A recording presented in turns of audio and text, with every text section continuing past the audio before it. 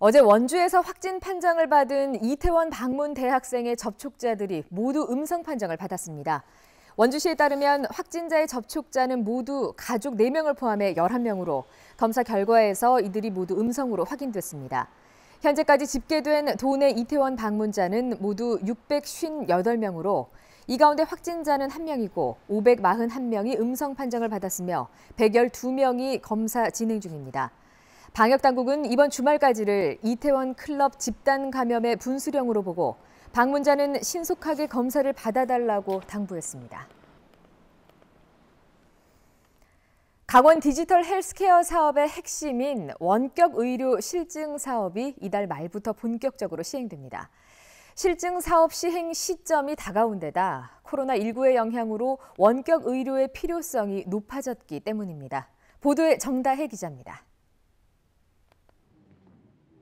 강원도 디지털 헬스케어 사업의 핵심인 원격의료 실증 사업은 의사회의 반발에 부딪히면서 사실상 좌초위기였습니다. 하지만 코로나19로 원격, 즉 비대면 진료의 필요성이 커졌고 정부가 원격 진료를 한시적으로 허용하면서 분위기가 반전됐습니다. 묘하게 이런 상황이 당초 계획상 실증 사업 착수 시기와 겹치면서 원격의료 실증 사업은 당초 예정된 시기에 착수할 수 있게 됐습니다. 코로나에 대한 정부 의지나 아니면 국민적 원격 진료에 대한 합의 이런 것들을 있는 걸 이제 좀 중앙정부 중심으로 이제 의지를 확인하고.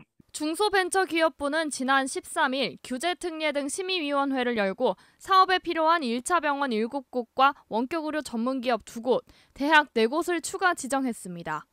이에 따라 강원도 내 8개 병원에서 이달 말부터 원격의료 실증 사업이 시작합니다.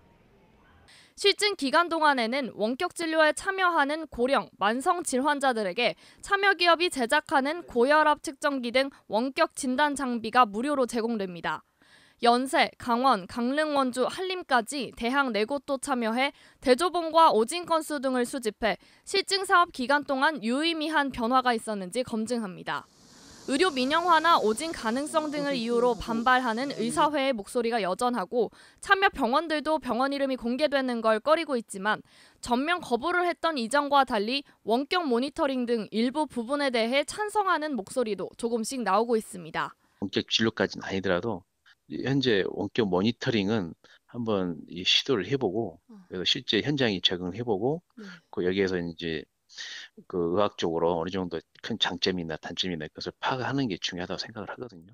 지난해 7월 규제 자유특구 지정 이후 의협의 반대로 여러 번 무산될 뻔했던 강원도 디지털 헬스케어 사업. 본 궤도에 오를지 시범 사업으로 끝날지는 실증 사업 1년의 성과에 달려 있습니다. MBC 뉴스 정다혜입니다. 원주 KBS 폐지 반대 범시민대책위원회가 기자회견을 열고 방송통신위원회에 원주 방송국 폐쇄 결정을 불허할 것을 촉구했습니다. 대책위원회는 KBS 본사가 방통위에 제출한 지역 방송국 변경 허가 신청사에 지역 주민들의 의사는 물론 국회의 의견도 왜곡돼 있다며 현장 실사를 요구했습니다. 또 감사원 감사 결과 등 지역국을 폐쇄할 뚜렷한 근거가 없다며 이를 허가할 경우 방통위에 법적 책임을 묻겠다고 경고했습니다. 방통위는 오는 27일 원주를 포함한 7개 지역국을 초원국으로 통합한다는 내용의 사업 변경안을 심사할 예정입니다.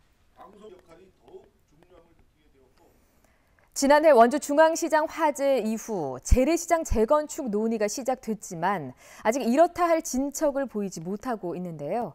이런 가운데 지역 정치권이 LH를 앞세워서 원도심 활성화 문제를 해결하겠다고 나섰습니다. 조성식 기자입니다. 1년 넘게 가림막으로 덮여있는 원주 중앙시장. 검게 걸린 상가들이 흉물스러운 모습으로 방치돼 있습니다. 나동화재 이후 원주시가 10년 만에 다시 재건축 카드를 꺼내들었지만 점포주와 상인들의 협의점을 찾지 못해 지금까지도 지지부진한 상황입니다. 이에 지역 정치권이 침체된 재래시장과 원도심을 활성화하기 위한 방안 찾기에 적극 뛰어들었습니다. 그 첫 단추로 한국토지주택공사 LH 사장을 원주로 초청했습니다. 신뢰가 높은 공기업이면서 재래시장 재건축 경험도 가진 LH가 적극 나서줄 것을 압박하기 위해서입니다. 우리가 영등포 시장도 개발했고 LH 공사가 워낙 또 큰 회사이기 때문에 공적인 책임감을 갖고 이거를 좀 하는 게 좋겠다고 생각을 해서 이제 오늘 오시게 됐고요. 이번 정말 마지막 기회라고 생각하고 힘을 모았으면 좋겠고요. 상인 대표도 부도 위험이 없는 LH가 확실한 길을 보여준다면 조합원 설득이 가능할 것이란 입장입니다. 우리가 스스로 뭐를 꾸미고 만들어서 용역을 해서 하기보다는 적어도 이제 공기업에서 저희들한테 가르쳐주면은 조목조목 우리한테 알려주시고 그 길을 잡아주시면은 저희들이 이제 따라가려고 해요. LH는 우선 사업성과 추진 계획 등을 적극 검토하겠다면서도 사업 추진을 위해서는 원주시와 지역 상인들의 협조가 있어야 가능하다는 점을 강조했습니다.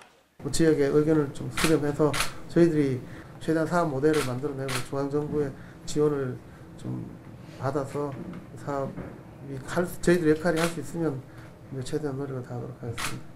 이 밖에도 재건축 추진을 위해서는 문화재 구역과 전선 지중화 문제 등 풀어야 할 과제가 적지 않습니다. 20년 넘게 제자리 걸음만 해온 재래시장 재건축.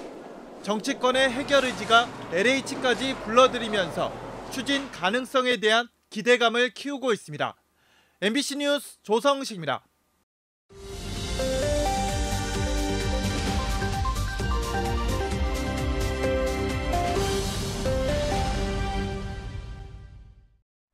횡성군이 코로나19 생활안정지원금을 일부 중복 지급한 사실을 뒤늦게 확인해 환수 조치에 들어갔습니다.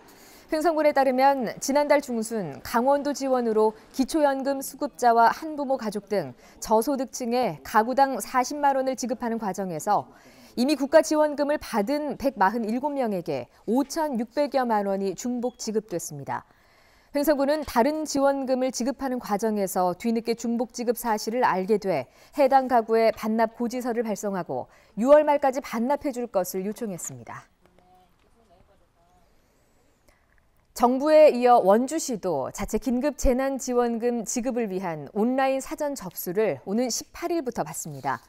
지원되는 금액은 1인당 8만 원이며 기초생활수급자와 아동수당 대상자, 기초연금수급자 등 이미 정부와 강원도로부터 지원금을 받은 8만여 명을 제외한 27만여 명에게 선불카드를 지급할 예정입니다.